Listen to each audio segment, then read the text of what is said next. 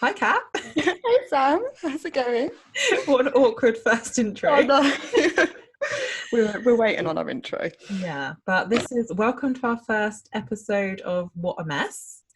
And well, I guess we thought the best way was just to dive straight in and share our MS stories, like MS diagnosis stories. But before we do, because Kat, you've got an Instagram and a Facebook that's all linked under this same name, What a Mess, that you've been doing some writing on.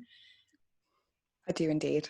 Yeah. It is literally just at WhatMS. I think it's WhatMS_. Yeah. I can write all that in the description though, but I think the first or one of the first posts you did was on like diagnosis, wasn't it? Yeah, but probably more like not vague, but like it wasn't so connected to like your personal story. Yeah, it was more just sort of general advice and kind of the things that I'd sort of wished or sort of, I don't know, hoped that people would have said to me at the time, but obviously they didn't. So, but yeah, whereas today we're now talking about our actual stories. But I volunteered to go first because we both made some notes. Just a few. And my notes, I was like, well, mine's all on one page. And how many pages is yours on? I think mine's 8 pages long. Yeah. So I'm going to go first because I'm just going to click on my camera because I keep getting ads pop up. Anyway, because mine is, it's not that it's like short or anything, but I feel like I wasn't given as much of a runaround. Like we haven't really sat down and told each other like the full story. So I know, I was actually thinking that. But I think that's like, I'm actually really looking forward to this. We're both just sort of like listening to each other. So I don't know, shall I just like jump straight in? I guess? Take it away. So I try to do a timeline like you as well, but my first problems that I had that like in hindsight were MS was like with my hands, but I don't know when that started. I can't remember like having a first date. I know that I worked for the bank, so I've been for the bank 10 years now. I've been diagnosed for 5. God, trying to not get ahead of myself there. But so it would have been timeline, like, so I'm 29 now, so it would have been like from 19 onwards, because I don't remember having anything prior to that. And it would be that I would just like drop stuff without realizing, or I'd find it really hard to like write because I wouldn't be able to grip a pen. And I just had like numbness, like a weird sensation, and it was always worse like my little finger and what's that, like your ring finger, index finger? We're on YouTube as well, so if you're just listening to it, you won't be able to see all my like hand. I forgot about that actually. But and so it would like happen for quite a while and it'd be really irritating, but then it would stop again. So I was kind of like, oh, okay, I can put up with this because it will stop. So looking back, that was obviously a relapse where it would then like get better. But it didn't really bother me too much, but it started getting like more frequent and sort of like more frustrating. So I do remember going to a doctor's, and I think they referred me for like, is it an ECG? You know, it's like the stickers that you have all over you. Yes, they referred me for one of them. Now I don't actually remember any results or anything coming of that. I remember having it done, but I don't remember, like, my doctor's surgery at the time were rubbish, and I don't know, I don't think they ever like followed it up, and it was kind of written off with, they were like, oh, you've got repetitive strain syndrome. So that's what they said to me. And to be fair, it kind of made sense because I was cashiering at the time at the bank, and there was a lot of like the same movement back and forth like over and over again. So I was like, okay, that's what it is. That's what they're telling me. And they were like, if it continues, like it might be carpal or is it carpal tunnel? Or carpet tunnel? Carpet tunnel? Yeah, they were like, it might be that, but for now, like, let's just say it's repetitive strain syndrome. I don't know, that they just put a name on it, and they were like, yep, that's what it is. Like, you'll be fine. Get on with your life. So I did, because like I said, it would come and go. But I feel like the start of my like real snowball of like going downhill, and I do remember the date for this, it was December 2014, because I just started a new job, and like I said, still for the bank, but it was kind of like my first step into like a career. Like I went from cashiering to I got a job as like a business manager, and I had to like shadow other people at different places. And I remember going to sit with this one lady, and she was like, oh, write this down because it'll be helpful for you. And she like sat and watched me, and I was like, oh no, because it was during a period of time where I couldn't really write, and like my handwriting was awful. And it just became so apparent that someone was watching me try write, and it was so bad. And I just remember feeling so embarrassed because like when you don't really know, like, I don't know, like I probably was told it was repetitive strain syndrome like 2 or 3 years prior to that. So I don't know, like, I guess I kind of forgot, because I could have said to her, like, oh, I've got this and that's what's the issue. But because I didn't really know, I just like struggled. And she probably thought, why is she writing so weirdly? But that was kind of like the first time that I really remember feeling like embarrassed. Like, I'd say that my story, a lot of the things that stand out for me is when I felt really embarrassed or like really sad. That's I know really that weird. sounds Yeah. Oh like, no, no. I was gonna say, like, I've written in my notes like embarrassed, like anxiety, yeah, like all these things. so hard when you don't really know what's going on. Like, I mean, I'm trying to think the order. So the next thing that probably came, I don't know, everything kind of like blurs into one a bit for me now. But so it was 2015, and that was the year that I was diagnosed. And I'm not sure whether perhaps, see, I wrote in my notes that my bladder problems showed up next, but I don't actually know if they did. I think perhaps I did start having a few leg problems, but that it just wasn't as severe, because a few of the things that I wrote down as well from like those memories are, where are they? So like with a couple of friends from work, we went through a phase of like going out quite a lot to our like local club, I guess you'd call it. It was quite a small one. And I just remember like constantly thinking I need to sit down, and being like, I wasn't so much embarrassed by that because I feel like I like hid it quite well. But in my head, I'd be like on the dance floor and I'd be like, I need to sit down, I need to sit down, I need to sit down. That like panic of being like, oh my God, I need to sit down, you know? And then there was one night that I always remember that my shoe broke. Now, if there's anything I've learned looking back at this, I think I need new shoes because there's a story like one of my shoes broke once when I was out, like on a night out, and my shoe broke another time when I was with these people shopping in Cambridge. And so obviously to them, because why wouldn't it be, like, it's a funny story that like, oh, Sam's shoes broke twice, you know, like it's the thing, and they found it hilarious. And I just remember more so like the shopping in Cambridge, because this came like quite close to then when I went into hospital. And the reason my shoe kept like was breaking is because I was walking so funny, because I just couldn't walk. And I remember sitting on the grass in Cambridge because my shoe had completely broke, and I was like, well, you're gonna have to go back and just pick me up a cheap pair from Primark. And I remember sitting there and then being in hysterics, and me trying to be like, oh yeah, like it's so funny, and just feeling so sad and like so embarrassed, because I used to come out with all sorts of lies to like, Mate, I know. It's like to why are you oh, walking funny, like why this, and I'd be like, oh, I slept funny, oh, it was this, oh, it was that, because I just felt like I don't know isn't a good enough answer, or like it's really hard to just say I don't know. And so I I would think always just like lie. you try and justify it in your head as well. Yeah, Like it's almost like you're telling yourself, like, oh, it's got to be this, like, but yeah, yeah. maybe. And so I don't think, to be fair, I've never actually told them the truth because, Oh, well, really? I don't then want them to feel guilt that that was how they responded, because why wouldn't they? Like in a normal situation it would have been funny. So Yeah. I don't ever want anyone to then think like, oh, like feel bad that that's how they reacted or whatever. So leg problems were kind of like coming and going, but like I said, nothing too severe. But like my bladder problems mainly showed up next, I'd say. And I remember I went on a girls' holiday, like late May, early June, I think it was. It was just after my birthday and before friends.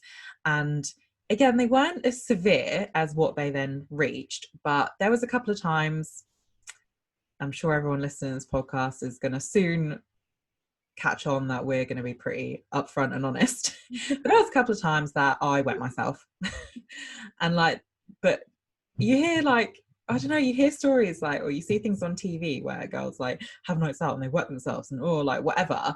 But when you're wetting yourself because there's no other reason other than you physically can't control it, it is mortifying. And I can't believe, like, again, I bet none of them know that. Like, I hid it so well. I was like the queen of like hiding things, because luckily I think one time I was wearing a maxi skirt. So it wasn't too noticeable and we were literally on our way back. And then, oh God, well, go hard or go home, right? This is like exposing myself. I remember thinking like, shit, I've got this maxi skirt that now has wee all over it. I was like, what am I going to do? How am I going to hide it? So I like dunked it in water, because I was like, well, if it's wet, I can just be like, oh, whoops, it got wet. Nice, and so that's what I did to like cover it. That's quick thinking. I know, because I was like, well, because I was sharing a room with someone. I was like, I can't just have like a pile of clothes in the corner that I've got wee all over them. Like, so I was like, I'm just going to soak it. Like, then they won't be able to tell. And then I remember we were walking back along the prom from like where we'd had tea, and I literally stopped to go into like 5 different bars in the space of like a 20-minute walk. Like, it was insane. And so that's definitely, I do remember my bladder problems showing up. But then I also had times on that holiday where we'd go like out and about on excursions and it wouldn't bother me at all. So it was very sort of like hit and miss. You know, there was nothing, it wasn't like my bladder over time has gotten a lot worse. So yeah, so again, it was one of those that wasn't sure whether there was like a massive problem. You know, I wasn't really sure what was going on with my body. Yeah. But then, so that holiday, yeah, was early June. And so things must have got really bad really quickly, because I was in hospital on the 13th of July. So in that time scale between coming home from the holiday to then, my walking just completely deteriorated. Like, I could not walk. And again, I came out of all sorts of lies. Like, I remember we held like some sort of like seminar for work, and I wasn't really walking very well. I was a bit slow. And the like older men were like, what's the matter with you? Like, why aren't you walking? And oh, God knows what lie I told at the time. But I was like, oh, da da da. And they were like, well, are you going to be okay to greet people and walk them up? Now, walking them up is up like 3 flights of stairs. But I was new to the job and they were all like older businessmen. So I was like, yeah, sure, no problem. God, I just remember like clinging onto the banister, trying to look normal. Like, that's another thing that I think, yeah, I know we've spoke about it before. You're like, how did I manage? Like, Yeah, I couldn't walk. honestly. Like, now when I've had relapses, it like completely takes me out. And I don't know how I managed to walk up 3 flights of stairs. And maybe I didn't look normal. Maybe the people were like, is she okay? But they were just too polite to say anything. I don't know. But yeah, things then got like progressively worse. And I remember Monday the 13th of July, I'd fallen over and I just like couldn't get back up. I couldn't. And I didn't know, like, so I had been to the doctors, because the feelings I was getting down my legs, I just knew was exactly the same as my hand. Like, I just knew it. And I thought, well, it's not repetitive strain syndrome, is it, if it's in my legs? And so I had been back to the doctors, and they were a bit, again, like, they were just a bit vague, really. And they were like, well, we could give you an MRI. Like, nothing was really set in stone. They were like, maybe just see how you get on, and then, you know, like, we can look at booking you an MRI. But I mean, the wait for that is going to be like 6 to 8 months. And I was like, okay. And then when it got to that breaking point, I thought, I cannot go on like this for another like 6 to 8 months. Like, no way. And so that Monday, when I like fell down and just couldn't get back up, I rang one of my friends and I was like, can you take me to hospital? I didn't know what else to do. Like, I didn't want to tell, like, I was with Frank at the time, but I didn't want to tell him. I didn't want to tell my mum, because I felt like they would have tried to reason with it. You know, because they didn't know what was going on. They might have been like, well, no, like, just come home, rest, blah, blah. But I'd made my mind up, like, that was it. I wanted to go to hospital. So we went to A&E, and then I stayed for the week. I think that there was a lot of like waiting around and tests and stuff like that. I'm just looking down at my notes, because yeah, that week kind of happened, like, it's a bit of a blur trying to remember, like, when you're in hospital and you feel that poorly. And I know that after quite a few tests, they were like, no, we're going to find you a bed and you're going to stay put. And so God knows what order everything happened in. So like I said, it's a bit of a blur, but I had an MRI done that week, and I had like other, what I would now call like MS tests. I don't know if you've had them, where they like move your toe and ask you if you know, like, is it pointing upwards? Is it pointing downwards? Yeah. I've had them done loads, but they were like, is this, is that? And they'd like, I'd have to close my eyes and they'd put a pin like on one of my hands or something, and they were like, can you feel that? Can you feel this? And so that was all happening. And then what happened next? So I was so lucky, because I've heard so many horror stories, and I feel like yours is going to be one as well, where they were like, nah, it's just this. But I had the MRI, and I know a lot of people like freak out about them, but to be fair, I don't remember it being that bad. But I think because I was in hospital, surrounded by people and didn't know what was going on, having the MRI was quite not nice, but it was like my own little space. And I just felt the calmest that I'd felt the whole time in hospital. And so I had that done, and the, like, I guess the on call or on shift consultant or doctor, whatever, apparently looked at it. He never came to saw me, but apparently looked at it and was like, no, she's fine, like there's some inflammation, but yeah, like it's okay. I think it's just because there's some inflammation. He never came and said this to me, but the doctor that I had, called Dr. Brown, actually was like a research professor doctor from Cambridge, from Addenbrooke's, and he looked over the MRI and he was like, no, that's MS, because he like specializes in it. And he told me this. I'm surprised he told me. Like, when he came to see me, he said like the first doctor that looked at it didn't identify anything, but you know, this is my specialized area. And he was like, no, that's MS. So I count my lucky stars that he was there that day, because if he wasn't, I would have been one of those stories like where they sent away and they were like, oh no, it's just a bit of inflammation, like it'll go down, you'll be fine. But he was like, no, like all these dots, all these like markings on her spine, on her brain, like that's MS. So he came and told me that probably like the Thursday, I'd say, and said, but in order to like make sure, you know, that it is that, we have to do a lumbar puncture. The dreaded lumbar puncture. I know, I was like, I just it was like my face. I was like, oh. Yeah.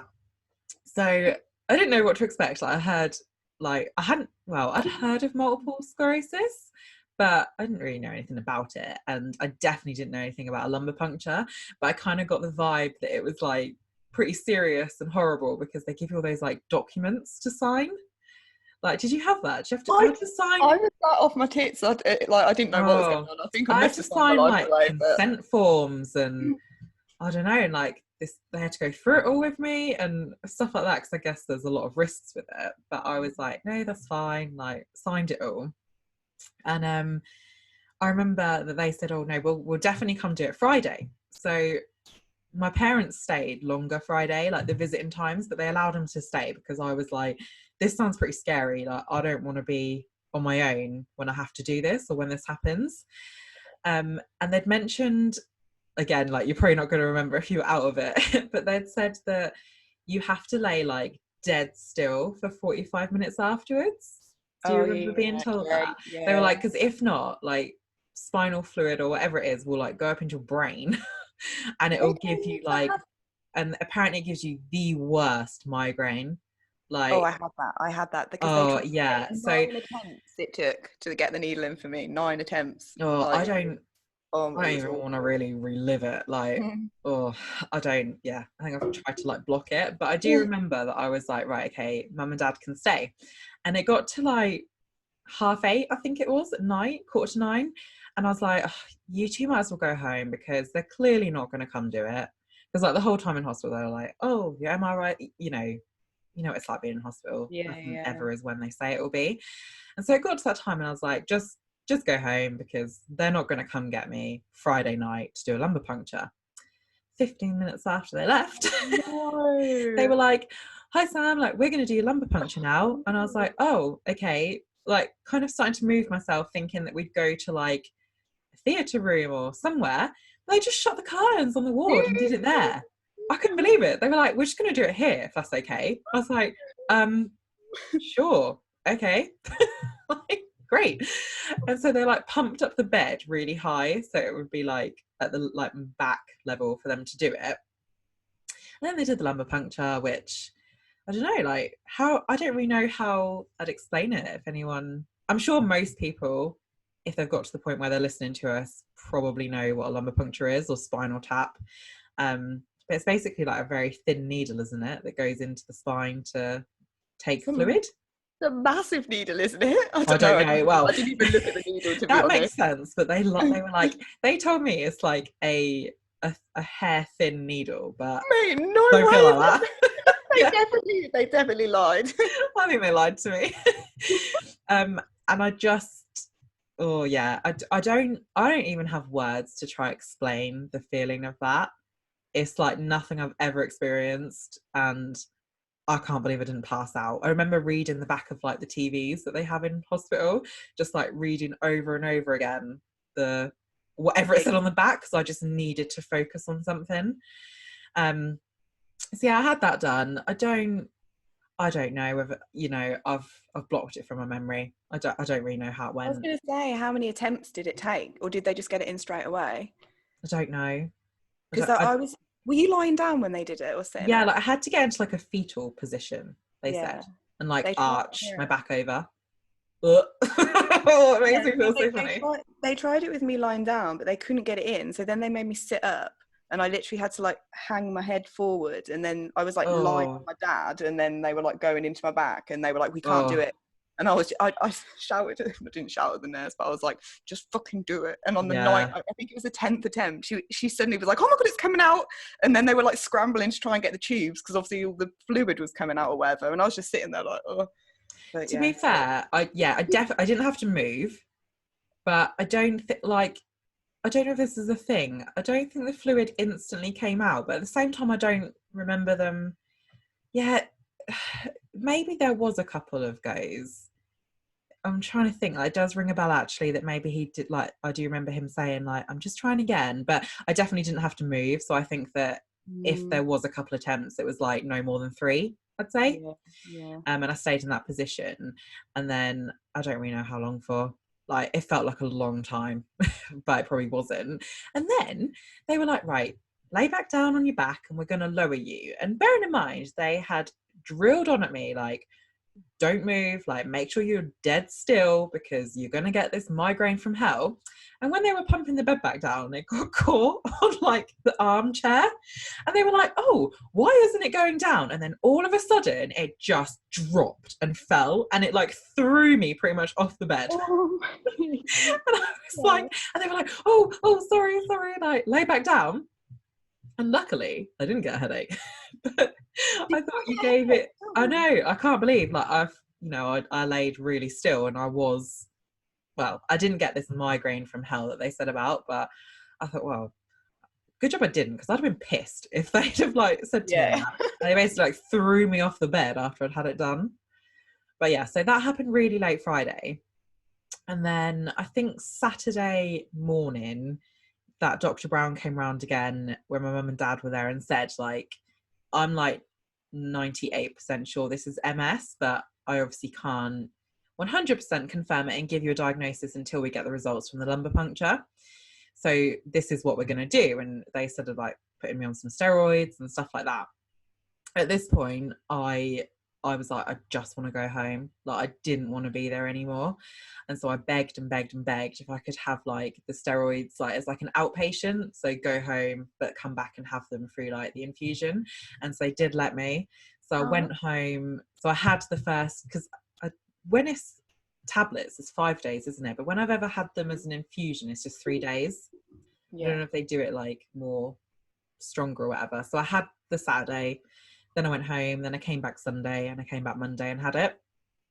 And then fast forward to September, don't know what the date was, but it was definitely in September that me and Mum went to Addenbrooke's to see Dr. Brown, and he gave me the formal diagnosis. But like I said, it wasn't too much of a shock then, because he clearly knew what he was talking about, and he'd kind of already set me up for that. Before you went to that appointment, had you already did you already think in your head that you had MS, or were you still sort of like, oh, it might not be? No, I think that I think I knew, like, because any questions, because he did talk to us a bit when we were at the hospital, and my mum was like, I thought that MS was hereditary, like purely hereditary, and we don't have anything like that in the family. And he kind of explained, like, no, it's not. We don't know exactly like what can cause MS, but there's a few things. And one of the things he mentioned was, is it called Epstein-Barr virus? Yeah, I have heard. He said that if you get the Epstein-Barr virus, it can sometimes like mutate or whatever into MS. And Epstein-Barr can come from glandular fever. And I had glandular fever when I was about 17, 18. Oh, So wow. right before, probably. So I can't say for a fact like that's what caused my MS, but I never had any symptoms prior to having glandular fever when I was in college. So I'd say it probably was that triggered it or whatever. But yeah, I think I'd kind of like, yeah, I think in my head I just knew that's what it was. So it wasn't too much of a shock when he said it. And because I was with my mum like the whole time, I just didn't cry. Like, didn't want to cry in front of them. Like, I think even when they told me in the hospital, I didn't cry. I didn't cry for a long time, I think. Really? Because I don't know, like MS, I didn't really know anything about it. And so anything my parents knew about it, because they're older, like things have changed a lot. Yeah. And I don't know, like it's probably not a very interesting story to listen to mine, because I feel like I blocked a lot of it out. It's definitely interesting, mate. Definitely. Yeah, like it's far. So what's the date today? It's like oh my god, no, it's not the 13th, is it? But yeah, so 13th of July this year will be 5 years since I went into hospital. Wow. And so you'd think that you'd remember it really well because it's such a big event, but I just blocked it out. You know, I don't remember how I felt at the time. I don't, I remember like factual stuff, like I had lumbar puncture and I had this and I had the steroids, but I don't really remember how I felt. And I think that I think in a way, obviously I was devastated, but it was kind of a relief to get an answer and to be told, like, I know that feeling. yeah. So I think that part of me probably, yeah, didn't instantly feel devastated and like, oh, my whole world has come to an end, because after I had those steroids, like when I came out of hospital, I like didn't like recover, but I felt better. And that was such a huge thing. I think that's probably more what I focused on. I was like, right, okay, this is what it is. But that Dr. Brown was so good that I felt confident, like I felt like hopeful, because he was like, right, this is what we're gonna do, and we're gonna, not fix it, but we're gonna work on it. So yeah, so I don't really remember like much more than that. I feel like I've just rambled, like, I'm trying to like recall it all. But That's what it's all about, mate. Rambles. We've still got 8 pages of mine to get through. Yeah, but yeah.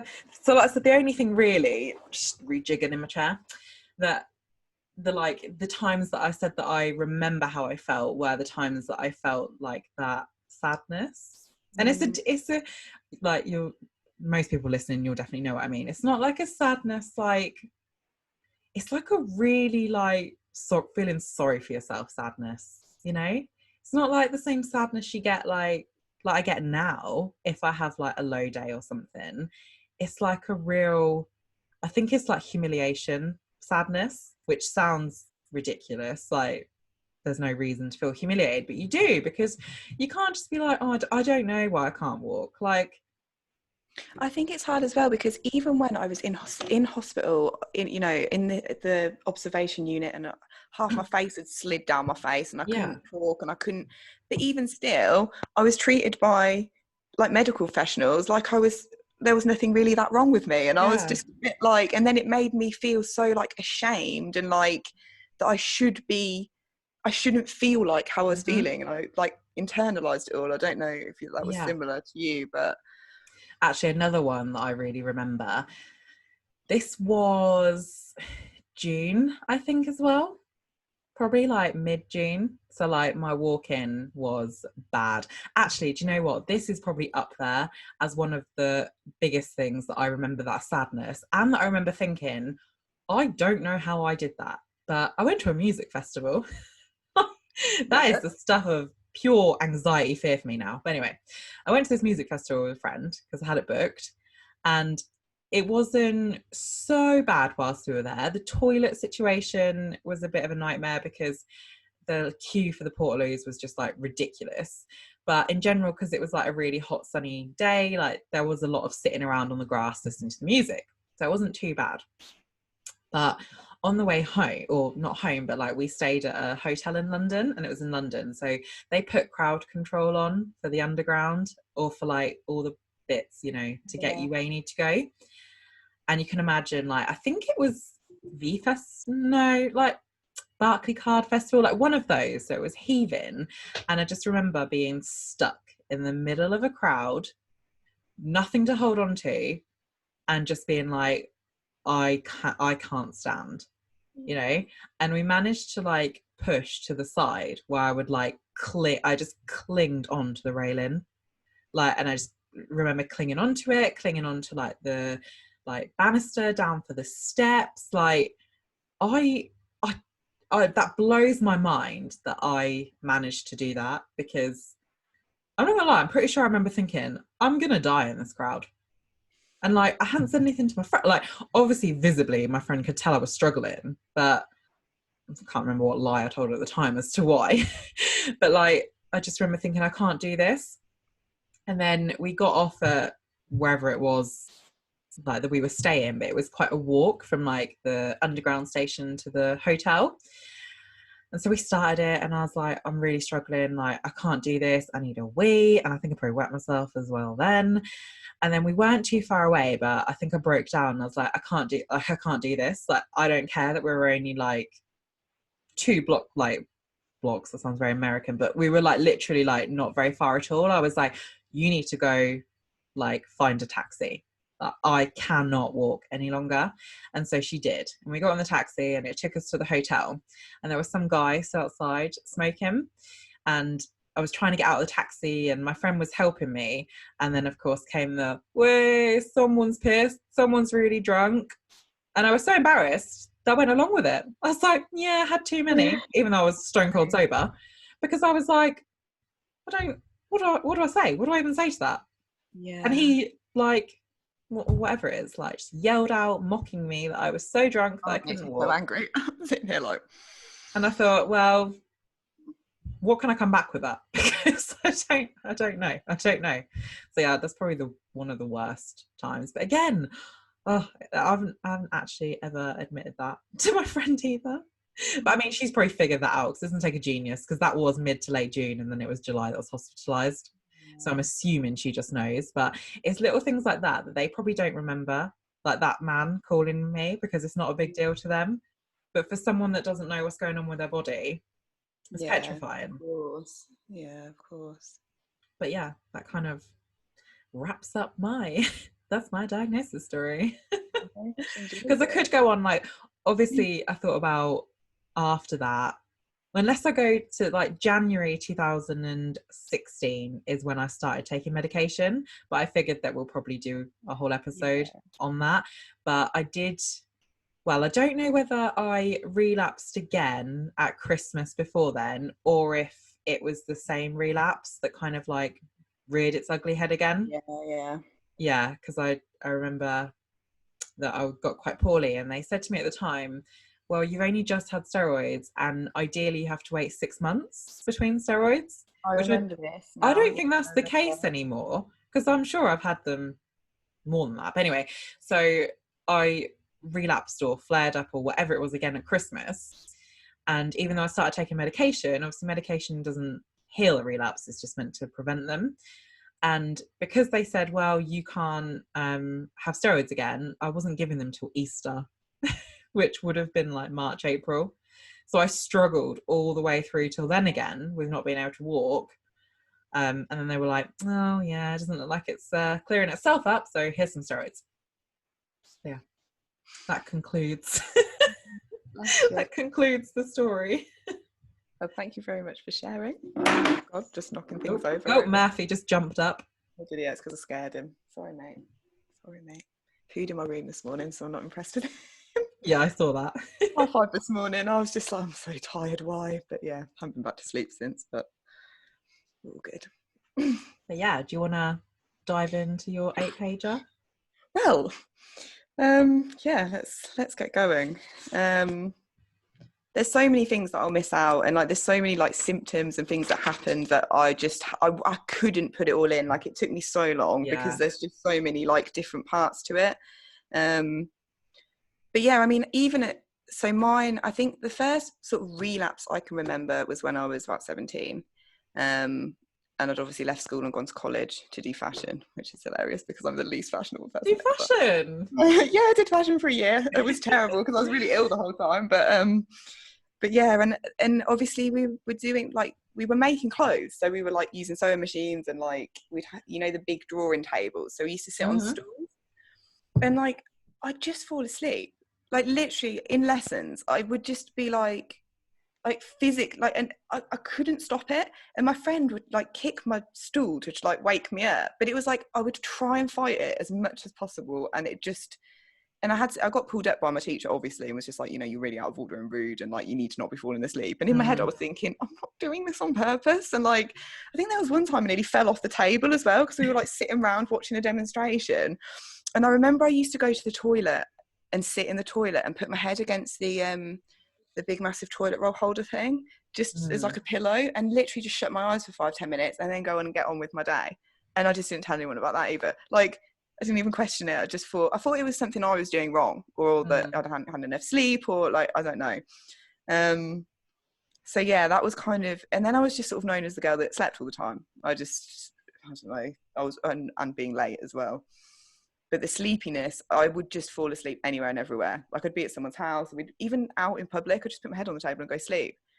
But everyone just knew that was just what I did. Like it was almost like a isn't joke. that crazy though? Because like now, I don't know whether it's age, but like you always hear of like teachers saying to people like, don't fall asleep in class and stuff like that. But now I think 9 times out of 10, if somebody is falling asleep in a social situation, there's probably an issue there. Because I don't know, like even if you had like a wild night and you didn't sleep at all, like I don't think it's that common for people to literally fall asleep in their own arms. Like I would fall asleep sitting up. Like it would literally, I'd just go and then I'd sort of like fall forwards and like I'd just be out for the count. And yeah, like you say, that's really odd. But yeah, so that's sort of that. And then it was sort of was just a teenager, and let's have a look where we got up to. I eventually moved to Lincoln, which must have been a couple of years after that. So I must have been 19, 20. Yeah, so my boyfriend had moved to Lincoln and I went with him, and I sort of went to college. It was like my uni, as it were. Because I just used to, what would happen is I'd like do really well at things and then all of a sudden just be really shit at them. Like as in like I'd just be shit and I'd be like, what is, like I'd be trying so hard. So it'd be like I think it was the first year of college that I was just talking about, I failed. Then I went back and did this part of the second year and did really well. And then when I went to Lincoln, I completely flunked my first year. And then the second year, a distinction student, I was perfect. Like I was bossing it, like, and because I really enjoyed it. But then I think I relapsed again because all of a sudden I was so tired again and all this stuff was happening, and our college was at the top of a hill. And if you've ever been to Lincoln, there's a hill called Steep Hill, and it is a steep hill. And there was no car parking. And I was like, I need to park in the car park, else there is no way I'm going to be able to get to college every day. And they were really funny about it for ages, but eventually, because all of my stuff had been put down to mental health, so that had been going on since I was a teenager anyway. So I managed to kind of like, because I used to have to make excuses as to why I was off all the time. And again, like you say, like you just sort of like adapt and like make things up. So it was like, oh, I'm really ill, or I'm really tired, or like this has happened, or my car's broken down, or this has happened. And yeah, so I'd like, I managed to get a pass for the car park eventually on the grounds of like my mental health. Yeah, I did really well.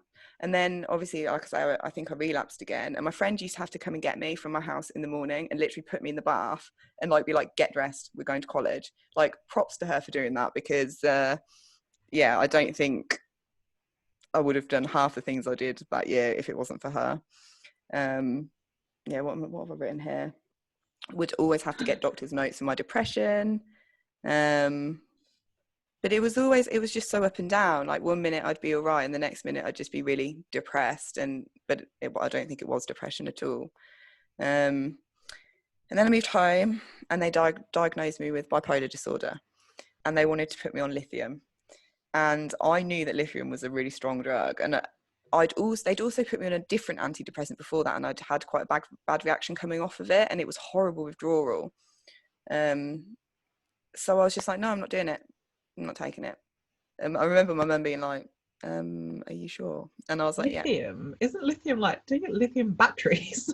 Yeah, it's like, I don't know, it's something to do, it's like a mood stabilizer, but it's like a strong one, because I'd obviously been on drugs my whole teenage life and into my 20s. But yeah, I was just like, no. And then I decided that I wanted to lose some weight, and I was just like, yeah, you know, I'm going to cure my mental health with diet and exercise. And I did. And I like felt amazing for the first time in like my whole life. I was just like, I feel amazing. I've cured myself, like very smug and full of myself. And so I'd moved home from Lincoln, and so I'd started doing that, and I started exercising in the living room at my mum's, and I even remember symptoms then, like my ankles used to go weak all the time. Like if I was doing like anything like jogging on the spot, they'd always like give out like the first time I'd go into doing something, but then they'd just be fine. So I'd always know to expect the like weird delay when my ankle would give out, to just be careful, and then it would be all right. So I just ignored it. And I used to get shooting pains like every time I gripped something, like nerve pain down my arms. And also I remembered this earlier because they made me do it in yoga, moving my head like that, like in one of the exercise videos I was doing, you had one of the things was moving your head, and I remember every time I did it, it like made me go really weird and like funny, and it was like I just left it out and stopped doing it. And I remember I used to go for runs down the field, and I used to have to stop this. I think this is when my bladder stuff started, because I used to have to just go in a bush every time and do a wee, like mid run. And then I'd be like, wee, carry on, come back, wee, then run home. As a podcast in itself, all the places that we've peed. Oh, no, with my front garden being one of them, actually, when I was locked out of my house once. What was I going to say? I also used to get this symptom, which they call it popcorn legs, I think, but it literally feels like you've got little bubbles inside of your like legs and they're popping. And it sounds really weird, but it was obviously when I was exercising. So in my head, it was like, I almost imagined it to be like the fat popping away. Like, I know that sounds really stupid, but it was like, you just make stuff up in your head, don't you? That you just think, and it was just normal because it happened all the time. It's just the fat popping away. Yeah, well, that's what I thought it was. And you know, years later, I said it to Mum actually when I lived here, and I was like, "Does that ever happen to you?" And she was like, "No," and I was like, "Oh, that's weird," but like, just never said anything. Like, so sort of that was all going on, and yeah, and I was feeling good. Like other than those like odd symptoms, so I think what happened was I probably relapsed, and then it wasn't enough to like, I think, but I've always had fatigue. I don't know about you, like, but well, obviously the sleepiness and that, but it was just, it wasn't just falling asleep, it was just feeling fatigued, but I didn't know that it was fatigue, if that makes sense. Yeah. I always would have pegged myself as a tired person, but perhaps never to that extent where like I was falling asleep in places. So that didn't really raise a flag for me, because I was just like, oh, I think I'm just a lazy, tired person. Well, that's weird that you say that, because so I remember when I moved home, because there were so many things I wanted to achieve. Something I used to say to myself in my head all the time was I'd go, yeah, but are you lazy though? Like if there was something I didn't want to, like I knew I needed to do, but I didn't have the energy to do it. But then I'd say in my head, but you're not lazy, so get on with it and do it. Like, so it was all these weird coping mechanisms I'd sort of like created to like get me through the day and stuff, but I didn't even know that that's what I was doing, if that makes sense. But I mean, how to be hard on yourself, like 101, like Katt and Sam, like what the hell. And then like, oh, that was all right. Me and my friend did our photography. We were wedding photographers, so we had our like wedding photography business. My concentration was always terrible, but it was just kind of put down to lol, Katt, you know, that's just what she's like, sort of thing. And then what did I put? Oh, and then I decided, because I was enjoying training so much, I did my PT course, and it was like an intensive course in Birmingham. And I always say it was the best school I ever went to. It was like the funnest thing. It was like me and I think 6 other guys in this classroom. And I was just learning about all the stuff that I was interested in. And it was just because we were all in like such a close group for so long, it was just so fun. And it was like one of the first times in my life I ever felt like I could like really be myself completely. And just, it was just, I do get on quite well with guys in general. Just, I have a lot of guy friends, but like, I just remember feeling so happy and well in myself. And like, and then after, it was not even long after that I started to get ill again. But like, I just remember like on one of the last days thinking, like, we were doing like this outside boot camp thing. And I just remember thinking, this is where I'm meant to be. Like, I just feel so good. I've never felt this good in my life. Like, I feel amazing. Like, this is what life's meant to feel like. And yeah, and then my boyfriend dumped me. And I won't go into it, but it was fairly messy. And then we did eventually get back together. But I was at this point so stressed. So I'd gone from being like happy, like, oh my God, my life's great, to, you know, paranoid and worried and just stressed, really. On to page 2 now. Down the page. I don't even know how have I even written all this.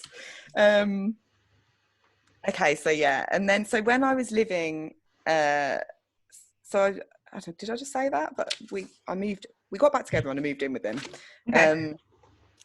And then it was then, so I do like split shifts, like either 6-2 or 2-10, and would always really struggle on the 2-10 and I used to teach classes, mate, and I'd sit down to teach them. Like, I'd literally be like, because they all knew me so well and because they were used to me teaching them, and I'd obviously taught the classes properly, I would literally either just pull up a chair or just sit down and be like, right, and then just watch them do it. But it's like, I don't even know. Firstly, why no one even questioned that? Like, why was no one like, Katt, like, this is really unprofessional. Yeah, like, this is a class, like, but yeah, end it. Like, and I'm still friends with my old boss, actually, and he said to me the other day, well, it wasn't the other day, last time I saw him before lockdown, and he was like, yeah, you were shit, Katt, as in like, not like the work that I was doing, but he was like, you just never did anything. He was like, you were just always sitting down. I was like, because I was so tired. Like, a girl a break. Yeah, and I was also teaching compound classes, which were like girls only classes, like calisthenics training. I loved it. Loved the girls, loved teaching it, loved training it myself, and it was like, yeah, it was one of the best things ever, and all the girls were amazing and lovely. But it was in the evening time, and I'd always find myself like wanting to make excuses as to why I was going to cancel the class, or like hoping that there wouldn't be enough people to warrant doing the class, or like, do you know what I mean? Like, just excuses. And then I'd get really upset, and like, but I think I was just so fatigued and tired, because I remember my boyfriend at the time being like, yeah, but you really enjoy it when you go, like, you know, you have a really good time. And I would always come back like, yeah, it was fine. But I, like, looking back, I obviously now know why I didn't want to do it, but I could never, it made me so anxious and stressed, like anxiety. Everything made me anxious all the time. And obviously I didn't know why. I think once you like tell yourself something and commit to that feeling, like, that's it. Like, if you were like, oh, I hope that there's not enough people and it cancels, it's like, then it's hard to overcome that, isn't it? Because you like, that's the way you're feeling, and that's it. So it doesn't matter that you might have had a good time when you were there, like, you've already told yourself that you don't want to do it. It was like my body was telling me and being like, go to bed, like, yeah. You need to be resting. And obviously I was I must have been, I don't know, like my early 20s. And it was like, you know, I was expected to do things. You're expected to bust your ass and work hard. And, you know, I wanted to do that. And it was like, I couldn't figure out why I couldn't. And it was like, it makes no sense. But I remember I used to get I started having panic attacks quite badly. And I think that was a combination of what had happened with the boyfriend and also just how I was feeling physically. Because you just don't feel right, do you? I just felt just weird all the time. And like, just, it's hard to explain to people, like, especially when you're in a relapse. It's like, I don't know, life just doesn't seem real sometimes. Like, and you can't describe it because there isn't a feeling like it, is there? yeah. You know what I mean? Like, you can't be like, oh, it's like this, because it's just weird. Well, I thought it was anxiety. I thought that's what everyone's anxiety felt like. But no, apparently it's not anything like, well, some things are similar, but yeah, it's definitely not anxiety. But yeah, I remember waking up one day at that house that I was living with the boyfriend, and the whole of my upper back was just in like agony. Like, I couldn't move. Like, I couldn't even stand up or get out of bed. Like, I was like crying in pain. And I thought I'd done something at yoga, like the night before or something. I thought I'd pulled something. And I think I rang the doctor because I couldn't move, and they were just like, just rest, and it obviously eased off. And then I remember my left side, and it was like I'd walk and it would feel like I was like veering off to the left, and it felt like my left hand when I was texting wasn't working properly. And I remember I went to the doctors about this because I was like, there's something wrong, you know, I keep feeling like I'm going to fall over when I'm walking to the left, and I feel like my grip in my left hand isn't right. And he got me to do all the tests. He got me to do the finger nose test. And I've actually got a copy of these notes because I've got all my doctor's notes. It's quite interesting to look back on, obviously, what he wrote at the time. But he literally was like, yeah, there's nothing wrong with her. You know, finger nose test was fine, but she said that it didn't feel right. That's what I'd said. And it scared me that much, but it's because I was having a relapse and obviously didn't know, and just felt so weird. I refused to come out of my bedroom. Like, I just was like, I'm not coming out, I'm not seeing anyone. And then after I think it must have been about 3 days, it just stopped. And I remember going downstairs and like saying to like the boyfriend and our housemate and whoever was there, and I was just like, yeah, I'm fine now. Like, I'm okay, sorted. Like, and then, yeah, so that, and then I think I was okay for a bit. What else have I put here? Let's have a little look. Oh yeah, I couldn't type properly. Oh yeah, I couldn't type properly as well. I don't know whether that's like in hindsight because the signals are all messed up. But yeah, I remember that I couldn't really type very well. I could type better than I could write, but yeah, I have a look. I did anyway. Basically, I'm just trying to like shorten this story.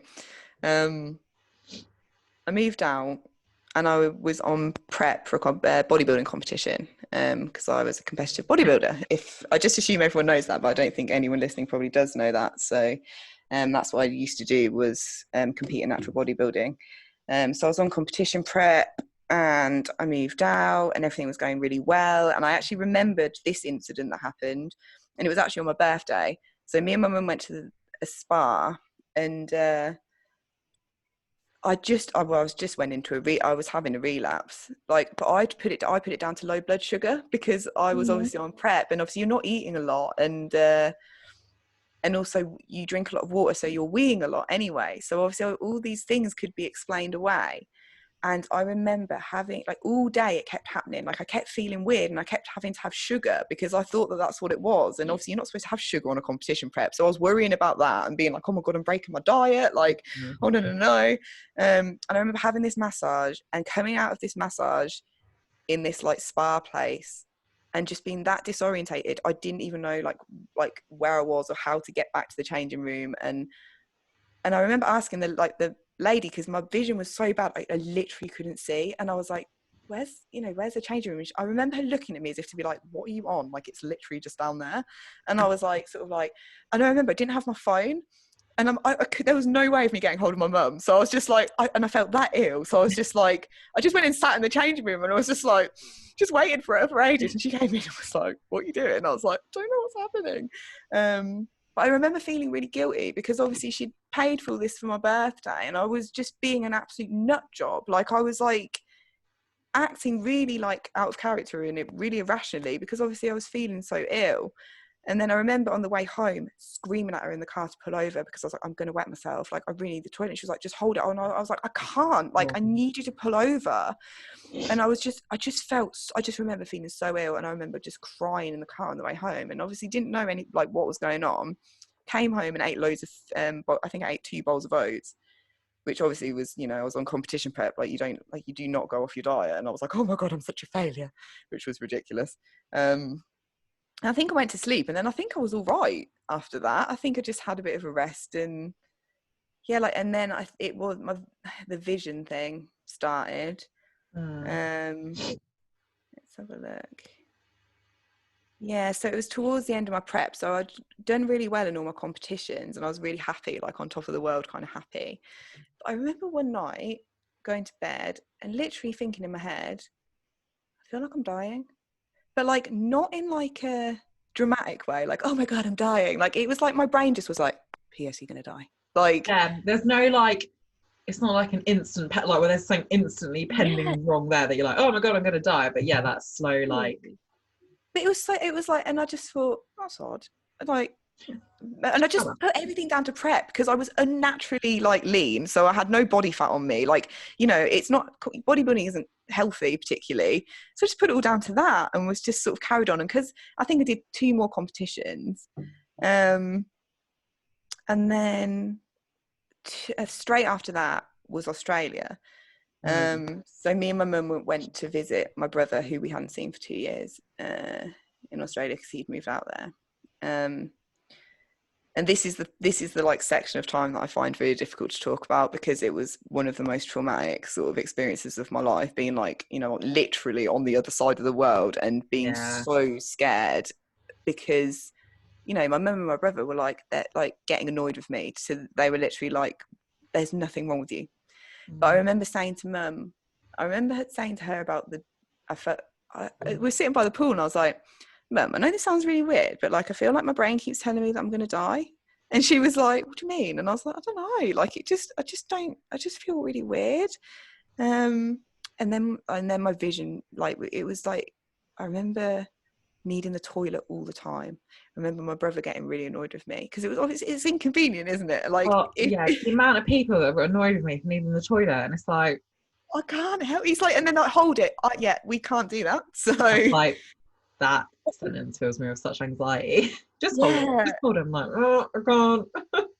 It was like, I remember Will being like, he was like, there can't be anything left in there. He was like, you literally just went a minute ago. And I remember like it coming out like water, and I was just like, I'm not making this up. Like, but I thought, I don't know. And there was just so many instances where I remember sitting in the car thinking, oh my God, this is beautiful. It was gorgeous, like beautiful.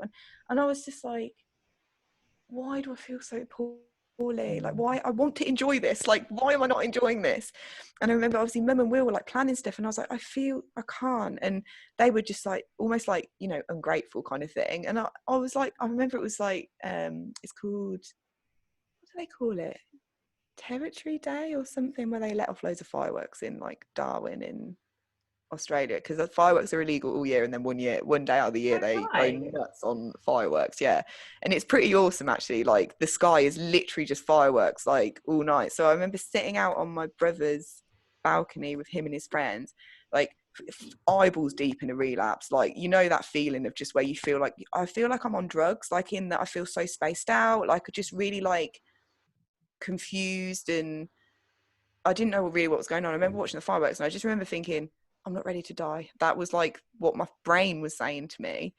And I remember lying, Mum and Will had gone out to another firework display, and I felt too ill. And I just remember lying there, looking out the window, like barely able to move, thinking, what is wrong with, like, why is this happening? And I was also still trying to run. I was still trying to exercise and train, and like just pushing myself, because I was like, well, there's nothing wrong with me. Like, get on with it, Kat, sort of thing.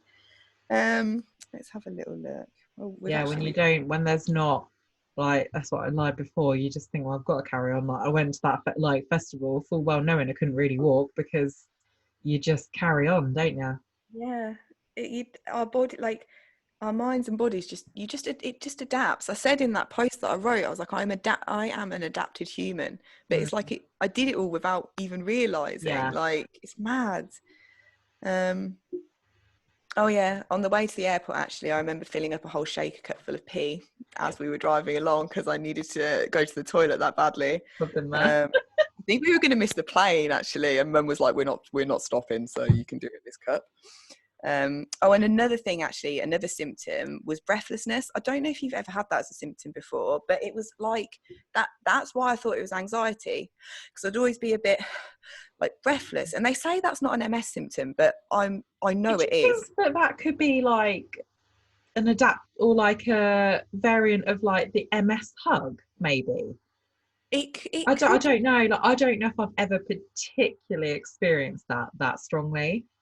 But I wonder if maybe whether it's tightness that's causing you to be breathless. It could be. Maybe, actually, now you've said it. But because obviously I was saying these were my symptoms. And I think that's why they said, you're anxious, because I was breathless. And your vision going blurry and stuff can be an anxiety symptom. Obviously not to the point that I literally couldn't, see like stress and anxiety can cause a lot, but I mean, it was quite extreme. Let's have a look.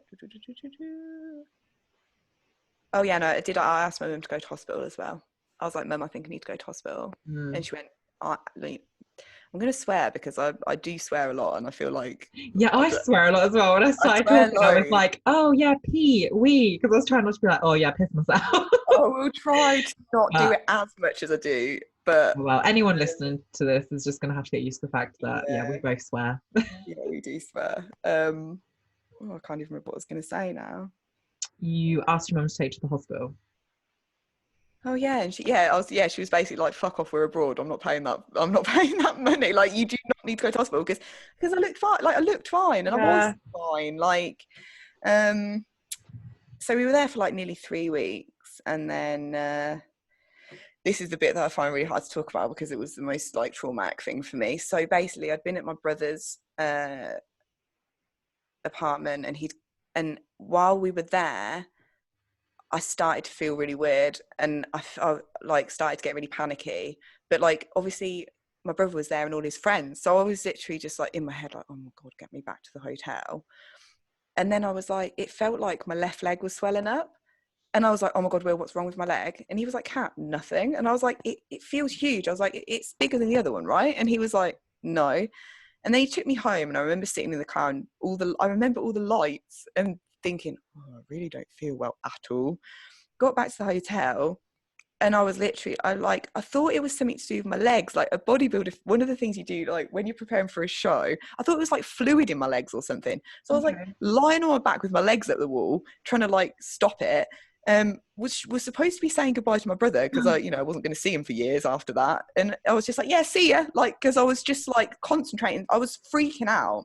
And then I was like to my mum, I was like, what is wrong with my leg? And she was like, nothing, Kat. Like, she was getting really annoyed. And I was like, I'm not getting on the plane. I was like, I think I've got blood clots in my legs. I was like, there's something wrong with my leg. And she was like, no, there isn't. And then I went and had a shower. And I came out of that shower different. I don't even know what happened. I had a panic attack that badly that I thought I was going to die. I tell so many people have heard this story, but I was like washing my hair. I've probably already told you this as well. I was washing my hair, and I remember thinking in my head, I need to hurry up and wash the shampoo out of my hair because I don't want the person who finds me to have to clean up the mess. Like that was a genuine thought. And it was this, oh my God. Can you still hear me? Yeah. Okay. Yeah. So anyone not watching, just listening, Kat just like threw her microphone across the room. It's the dramatic part. Sorry about that. I just got a bit excited. Yeah. So I was going to try and show you the size. It was a tiny cubicle, and I just remember just like feeling like I couldn't breathe, like my leg felt really weird. And I just remember like sort of like, I was like, oh my God, I'm going to die. So like, I'm literally, death is imminent. I like flew open the shower curtain and was like, I remember like taking in the fresh air and being like, oh my God, I'm breathing, like I'm still alive. And and then sort of walked into the room, and Mum was packing, and she was like, hurry up, you need to pack. And I was like, I'm going to sleep. And she was like, no, you're not, you need to pack. And I went, and I was still freaking out about my leg. And when I lay down, it stopped. And then I just fell asleep. And then I had to get up really early to pack. And then we went to Kuala Lumpur on the way home, because it was like obviously a massive long journey. Yeah, by the time we got to Kuala Lumpur, I was literally like a shadow of a woman. I wouldn't go in the swimming pool. I literally just sat at the top of this back. It was an amazing hotel as well. Like, I'm so good. Like, I would have enjoyed it so much. It was so cool. But yeah, I literally just sat at the top and just chain smoked, and was just literally counting down the days to go home, because I just wanted, you know, when you just want to be at home. I was just like, I just feel so ill. Yeah, I feel for you completely. Like, when you feel like that traveling, that's one of those things, I guess you look back, I think, I don't know how you did it. Like, it's just difficult. It was, I mean, I feel like I've missed so much stuff out of this story, because I don't really want to go too deep into it, because it was not a nice experience for me.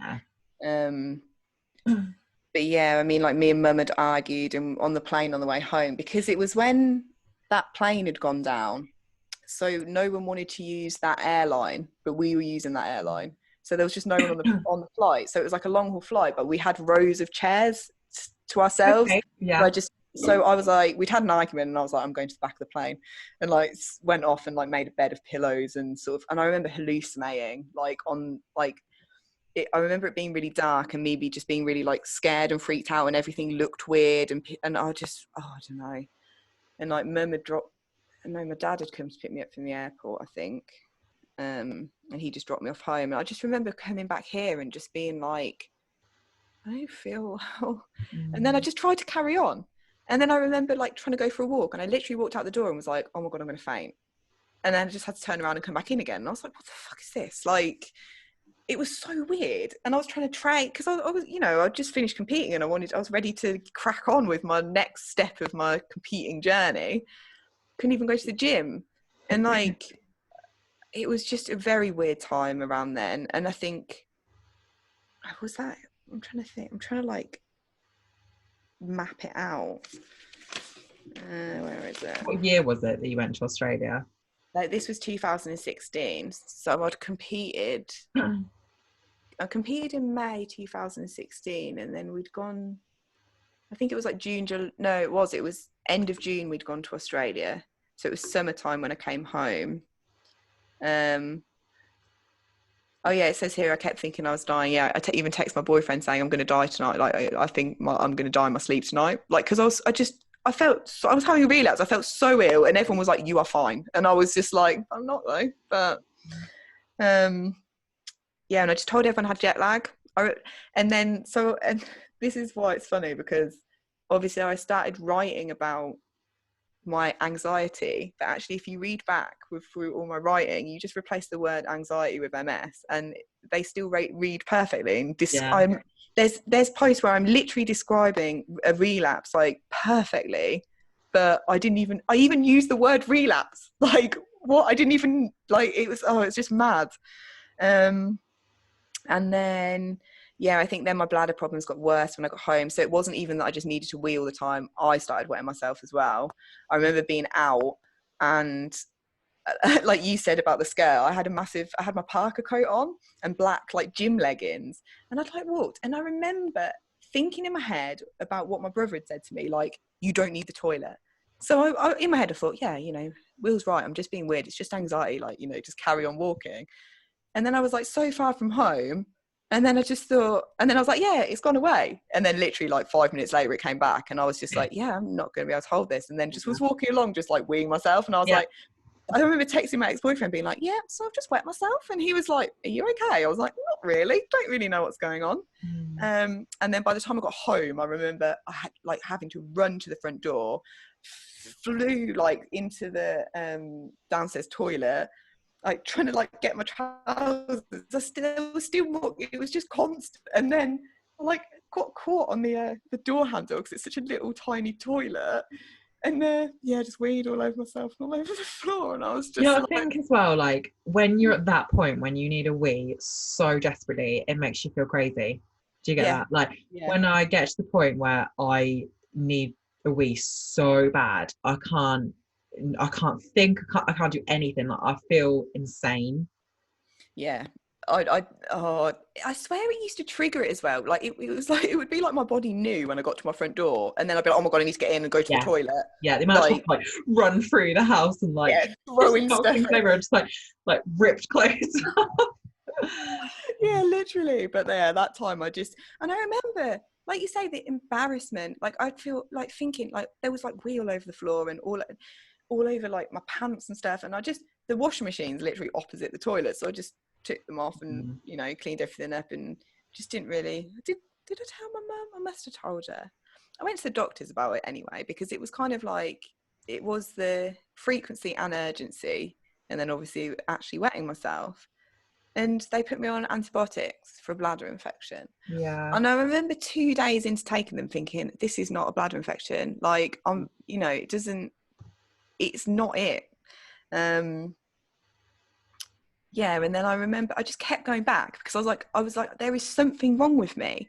And they did all, blood tests and everything. And they were like, you're healthy. Like, you are the picture of health. My blood pressure and everything was perfect. So I've been on prep for like 6 months, so I've been eating perfectly, training, and they were like, there's nothing wrong. They referred me to mental health things, and I remember talking to this woman, and she actually told me that basically my mental health was that bad she couldn't help me. And on my doctor's note it says severe mental health problems, not just mental health problems, severe. And I was just like, great. And then all through 2017, so it was like I'd sort of recovered a little bit, and then I'd relapsed again because something else really stressful had happened. And I just remember crying through training sessions in the gym. Like, I remember ringing my mum up and being like, send me away. Like, I was like, I am crazy. I was like, I feel like I'm losing my mind. I was like, send me to the Priory or a rehab center, or I was like, I don't even know what I need, but I need something. And then also I wasn't sleeping as well at this point. So my body just refused to go to sleep.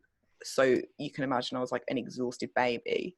Like, like when babies get really grumpy. I remember just sitting on my kitchen floor once and just crying. Yeah, I was that just like, would have been like magnifying anything going on like emotionally as well, wouldn't it? It was not nice. But then whilst all this was going on, I was still, holding down a job. I still had my clients. I was still doing my training 6 days a week. And the sessions that I couldn't, like, I remember the video that I sent you this morning was this day. I'd done a training session in the gym, and I remember being in the squat rack, and like I just remember just not feeling well, and I just remember silently crying, but just I was so determined to finish that session. I was like, I'm not, I'm committed to this. And then I needed to go to Tesco's, and I was like, oh, I feel all right. I'm a bit anxious, because obviously I associated that feeling with being anxious. And also I used to get this thing called anxiety leg, which was obviously the spasticity in my left leg, which had come on in Australia. So when I thought it was anxiety. So whenever I'd be anxious, I'd get anxiety leg. So I'd always be like, oh no, I'm going to have a panic attack because my leg always goes weird. What the? I mean, yeah, but is that a thing? Or, no, it's not a thing. I just made it up. That's what I mean. So, but like, obviously, you'd said this to like doctors and stuff. Like, I don't understand how they could say like, oh, that's just like anxiety, because they must know that anxiety leg isn't a thing. So, yeah, but I just think they just thought I was just taking the piss, being crazy. Cop out. But yeah, what was I going to say about that? I was really sleep deprived. I literally just crawled through 2017. I haven't even been into all the symptoms and everything that happened, but it was just really not nice. And my plan was to, like, with my bodybuilding, was obviously I'd competed, and then I was going to take a year out to kind of put on a bit more muscle and then diet back down for 2019 to do more competitions. But I'd said, I was like, because they basically told me that I'd had a nervous breakdown and that's what had happened to me. So I just went along with that narrative, and I was like, look, my mental health is more important. if I'm still feeling so anxious, I'm not competing. And then in the December, it was literally overnight. I remember waking up and being like, I feel fine. And then I was like, oh. And then for the next couple of days, I was like, oh, like, and I had been trying to get to sleep like better on time and like looking after like little things like that. So I just put it down to that. I was like, I've cured myself. I was like, yeah, I was just like, yeah, like I'm fine and I'm going to compete. And if at any point, you know, I start to get ill again, I'm going to pull the plug on it. And after pretty much the whole of 2018, was it 18? Yeah, it was 18. Oh my God, the last 3 years have gone so quick. Yeah, so I did all my prep, dieted back down again, got in really good condition, and had no symptoms. No, I even said, I was like, I don't even get anxiety leg anymore. I remember saying that. And then 4 weeks out of my competition, I injured my back badly, and had chronic sciatica. And I say chronic sciatica, it was the most painful thing I've ever been through in my life, prolonged for over a year. Yeah. I again, I'm not going to go into it because it's not really relevant to the whole MS side of things, but fuck me, like, the stress of that was enough, I think, to probably triggered a lot of other things. Throw me back into a relapse. And definitely, I was also getting rid of an abusive partner in my life. So I think the combination of those things, it just so let me think, where did we get to? So I did my injury and I was in hospital with that, and again I was like, I remember begging them for an operation and they wouldn't give me it because they told me I'd be back in the gym within 2 weeks, and I wasn't. I'm still not back in the gym, and it's been over 2 years. So thank you, kind doctor that gaslighted me. Anyway, you're fine. Yeah. And he told me that he had cancer patients on more morphine than me, and I was like, well, does that not say something to you about how much pain I'm in? Because he basically was just telling me I wasn't in pain, and I've in 31 years I've never felt that much pain ever. But yeah, so that's sort of, so obviously my back was just a big thing for ages. I was in a lot of pain with that, having to take morphine and stuff. And then it got to Christmas of 2018, and I'd got really upset about something, and then I literally felt something go pop, like, in my brain. It was really weird, like, and my friend was round, and I was like, I remember like stumbling into my bathroom and like propping myself up, and I was like, oh my God, I really don't feel well. And he was like, you're fine, you just need to go to bed, Kat. And I was like, nah, I really don't feel well. And then went to sleep, and then woke up in the morning, and I remember rolling over and picking up my phone. I just couldn't see the screen. And I remember thinking, right, this is weird. Like, it was just a black blur, and I was like, what the fuck? But you know when stuff like that happens, you just think, oh, what's this? Like, I don't know. I've never had that instant like screaming panic. It's just like, what? Sorry, what? Yeah. And then so there was that, and I remember I was joking about it to everyone, being like, lol, I'm gonna have to voice note everyone. Not that I don't do that anyway. But yeah, I was like, I can't see. And then so my thing with my back, because I was in so much pain with my back, so the pain in my back was not in my back, it was actually my whole left leg. So what I used to do was come downstairs first thing in the morning and squat down, because it relieved like the nerve pain in my leg. I'd get all my ibuprofen and paracetamol meds in me to like, and then I'd go back to bed. That was like my little routine, and I did that morning, and I just toppled over. And I'm quite sturdy in my little squat on the floor, and I was like, that was weird. And then I remember trying to shut the shower door, and my hand was really weak, but I could still do it, but not. I was like, what the fuck is this? Like, this is really weird. And then it was my speech. It was like, no one listening, if you didn't know me, wouldn't be able to tell. But it felt like what was coming out of my brain was really delayed to my mouth. Mm-hmm. And it was, and I was like stuttering over some of my words. And like my friend Billy was like he could obviously tell there was something wrong, but anyone else was like, oh, there's nothing wrong with you. Went to A&E, And they were literally like, you're wasting our time. Like, there is nothing wrong with you. And Billy was like, no, she's ill. He was like, she's not like this normally. And the guy was just like, no. And I think he just thought I wanted morphine. And I did actually say to him, you've put a cannula in me. Can you at least give me some morphine because I'm in pain? And he was like, no. And I was like, she's here for that reason. He was like, you can have Oromorph. I was like, I don't want Oromorph. I want IV morphine, damn it. Oh yeah, I was in so much pain. But yeah, he just sent me away. And then, so this was a couple of days before Christmas. Mum had come down and she took one look at me and she was like, you are not all right. She was like, we're going back to A&E. And I was like, okay.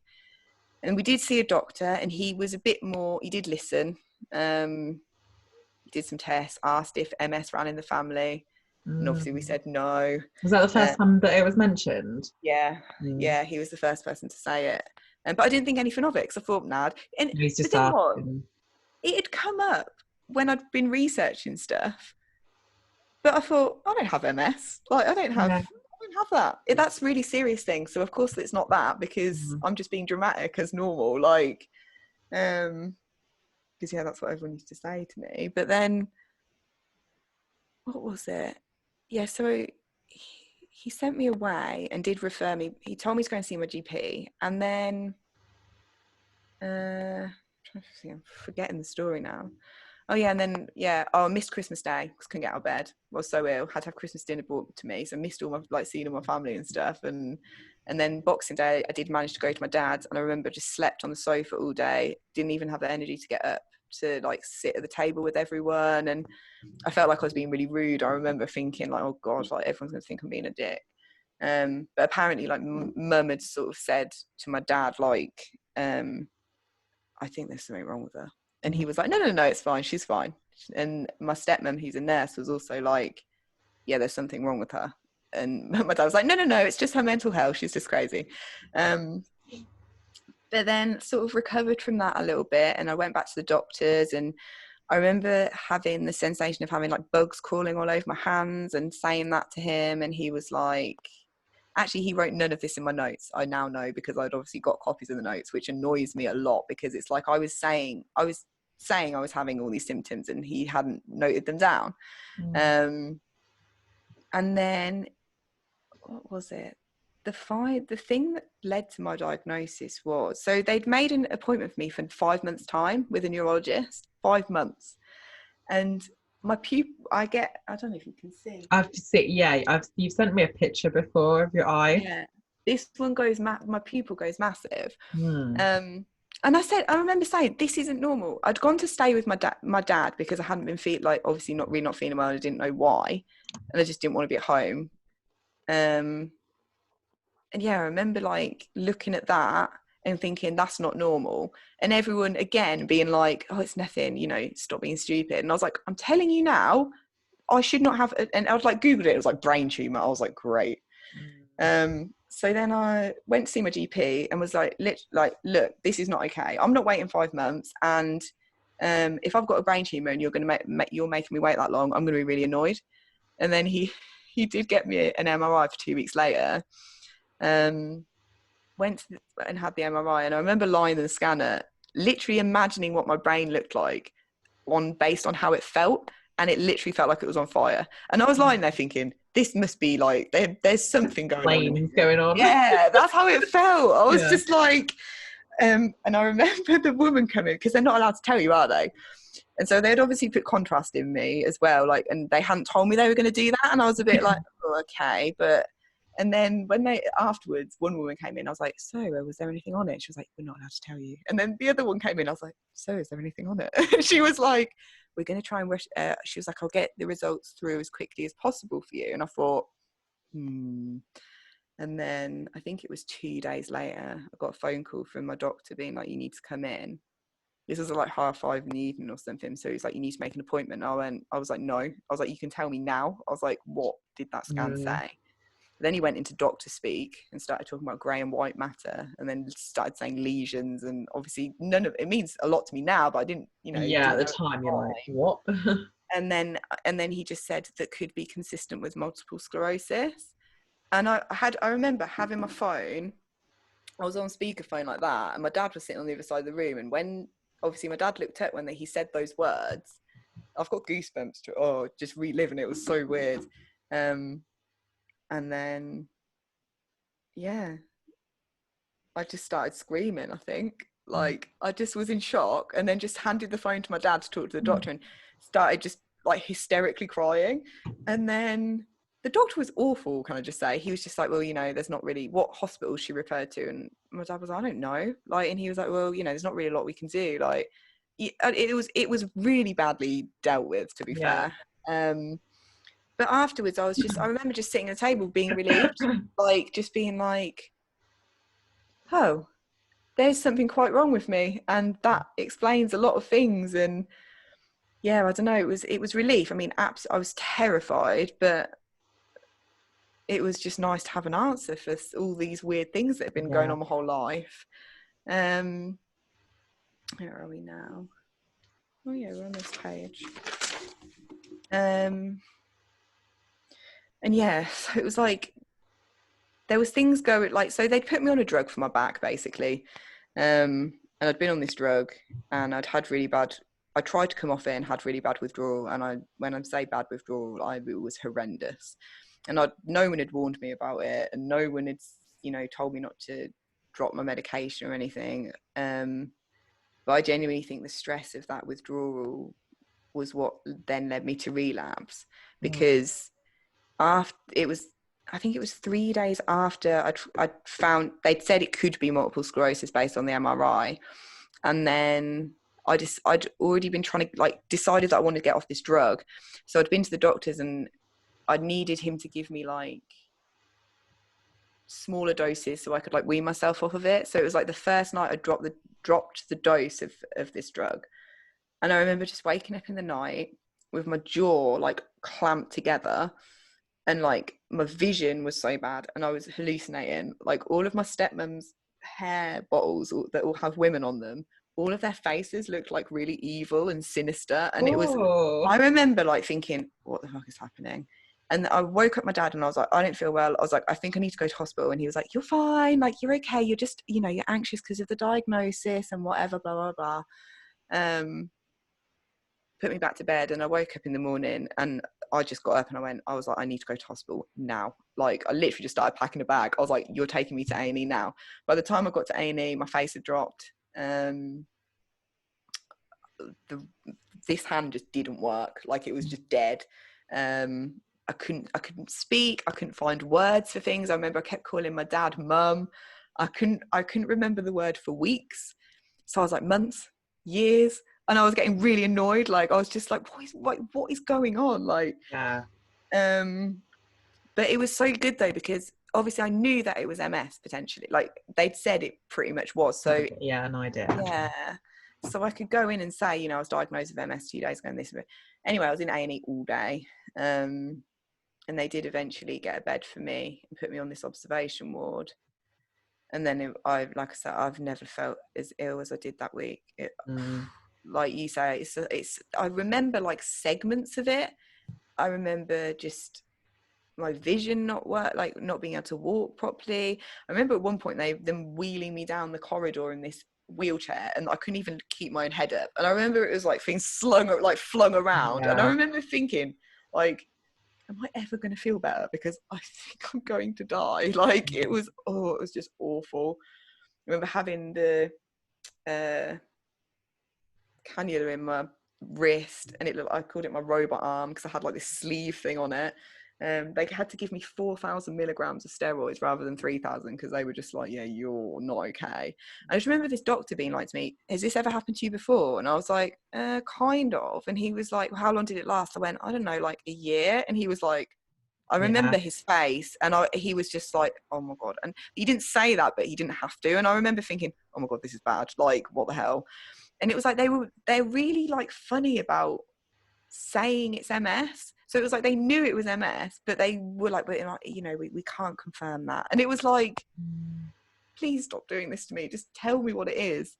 And they did that. They did the lumbar puncture like we talked about earlier, and it was vile and awful. And and then I went home, and then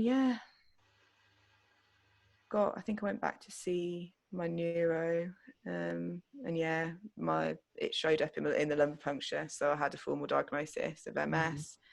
Let me just have a look. Yeah, I won't carry on.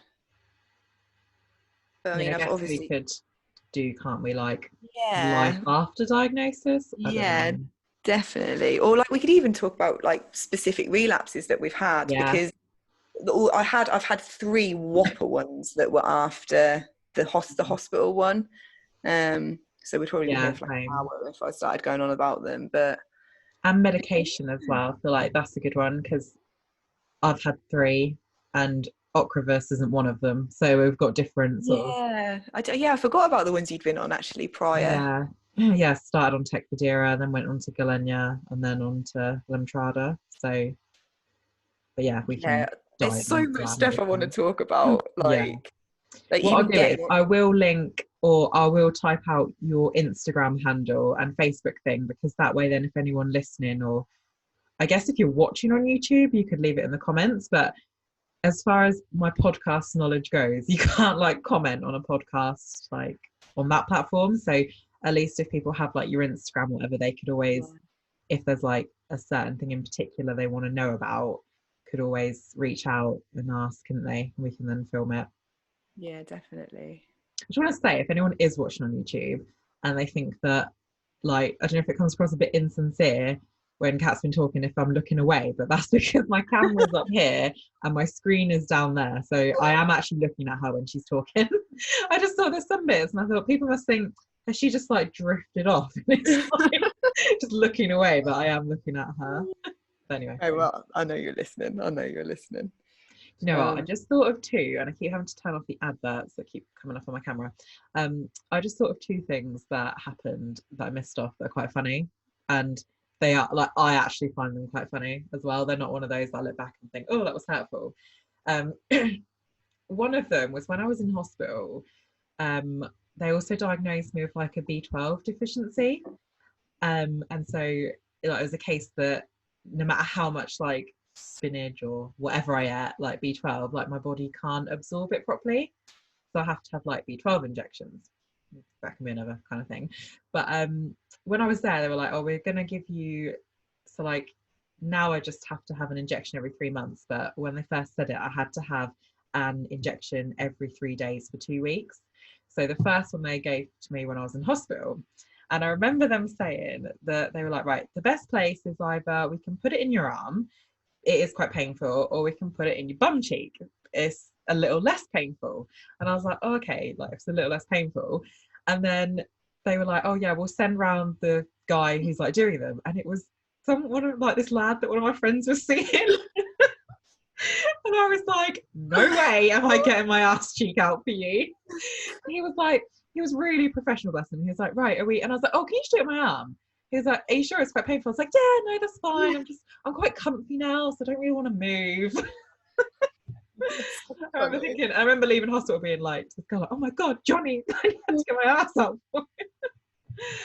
And then the other one, which is kind of like, I've told this story to some people and I laugh, and they kind of like awkward laugh back, because I think they think, do you actually find that like that's a bit strange? But so I said I'd mentioned to my GPs before that about like, oh, I can't really walk, or I can't really this. And I think the time that I had said to them, like, this is really bad, and they'd mentioned an MRI, they asked me a few questions that I lied, like, which is so stupid. But when they asked me about like my bladder and stuff, I was so embarrassed by it. And I also didn't know whether it was a problem or not, you know? So I'd said like, no, I haven't had, well, I lied. And I was like, no, I'm fine. It's just this. And then they sent me through to one of the like phlebotomist people just to take a blood test. And I knew the girl like quite well, and so I felt a lot more comfortable around her. And she was like, oh, what are you doing here? And I started sort of like telling her like, well, like these things have been going on. And she said, and then she was like, oh, okay. And she went to the blood test, and I just burst into tears. And that was probably the one time I did cry, and I couldn't stop crying. And she was like, what's wrong, like, you can tell me. And so I admitted to her, I was like, I just lied to the doctor about this because I felt so humiliated. And she was like, okay, stay here and let me go talk to him. So she went away. That's obviously not the bit that's funny, but she went away and spoke to him, and he called me back in, and he was, oh, honestly, he was a right dick. Like, there was no compassion to why I'd lied. Like, I could tell he was already like a bit aggy with me for lying. And then, so in hindsight, I think maybe his head went straight to cancer, like because he thought like my spine, because I feel like, you know, your spine, bowel, bladder, like is all kind of related. And he was like, all right, I'm going to do a test. And he stuck his finger up my ass. Nice. No, that was not expecting that. That sounds so like it sounds so random, and it was like at the time he was like, right, late, and he obviously he told me like it was legit. I don't want anyone listening to think like I was violated. Like, it was legit. Like, he explained, like, I'm gonna test this because I want to feel the pressure on your bowel or like whatever. I've had it done as well, mate. They had to do, it's to do with like, it's to do with your spine, isn't it? Like, because I can't remember what it's called. It's like tone or something. Yeah. And it was in my head after, like, because when he did it, I had no idea, but I didn't know whether he thought like, if he thought was it bowel cancer, I don't know. I didn't know what he was looking for. But then it was one of those things that when I like looked back on it, when I had my MS diagnosis, I was like, what relevance has my MS got to do with sticking your finger at my ass? And like now I just find it so genuinely funny because that is amazing. It was just mortifying. I was like, I remember like, I don't know, a good few years later, like I had my MS diagnosis, and Frank was like, one of our like friends is a mutual friend with this GP's son, and he was like, oh yeah, he's having a pool party, should we go? And I was like, no I cannot look at that man. Like, I'm not going to someone's pool party where their dad so, yeah, so that's a little random story, but I find that quite amusing to think back on now. It's definitely amusing. My face is hurting because I'm laughing so much. I know, no one ever expects it to go that way, and I'm like, oh no, you do. All of a sudden obviously, like when I tell the story, I probably make it sound worse than what it is. Like all of a sudden, like I said, it was legit. Like no one worry that like it was a seedy moment. But it just, to me, I was like, I actually thought, like when you were talking about the hospital, I thought of it, and I thought, oh, I'll end up forgetting. So I wrote a note down. I don't know which shirt, and it says Dr. Finger. Anyway. I'm sure we've both got some hilarious, embarrassing stories that we'll be able to share as we go along. Yeah. And I think that's good because I remember, like, I don't know how long it was into my diagnosis, but I don't want to go on too much because I feel like this is something that we will talk about, like support that's come afterwards. But I distinctively remember reading a blog post from someone, and it was like I could have wrote it. She talked about peeing the bed and like her partner, and it went on, and it was the first post that I'd read that was so blunt and to the point and was so open and honest. And it was the first time I remember thinking, oh, thank God I'm not the only one. Because like bladder problems in MS, like older people talk about it, but younger people don't tend to. And I just remember feeling so alone. And that was the first thing that made me think like, oh, like so relieved. And so that's why I plan on being like an open book with this, because if it works the same for somebody else, then what we're doing it for, isn't it? Yeah, definitely. And it's not our fault. Like for so long I thought it was all my fault. I actually just remembered like when going to Body Power with my friends, like the year I was on prep, and obviously it was in the NEC? It's massive. It's like the clothes show, but for I think that's how I describe it. You know, it's like in the arena, so all the toilets are like on the far sides. So every 15-20 minutes I was like, guys, I really need to go to the toilet, and they'd be like, Kat, like we've literally just been, like we're doing stuff, and I was like, I really need to go, like but it was really weird actually, because I was really anxious that day, which obviously means MSE, and there was this CBD chocolate stand. Oh yeah. And I was not supposed to be eating chocolate because I was on prep. But like every time we walked past it, they had free samples, so I just would have a little bit. It was well nice, and it was like by the end of the day, my anxiety had gone away. And it had actually, the pain, and because I'd done my injury at this point as well, had gone down as well. And I remember thinking, like, that was magical. I bought loads of that chocolate as well. It was great.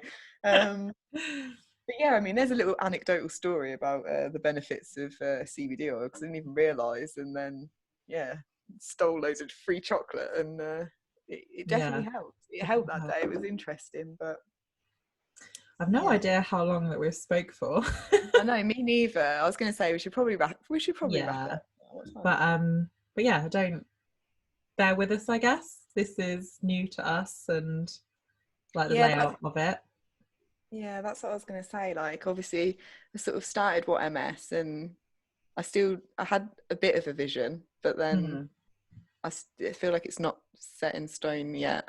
But I'm really excited about this podcast. I think it's going to be good. It's going to be awesome. I'm so excited. But so thank you for anyone that's listened or watched us on YouTube. And I guess we'll speak to you when we next speak to you.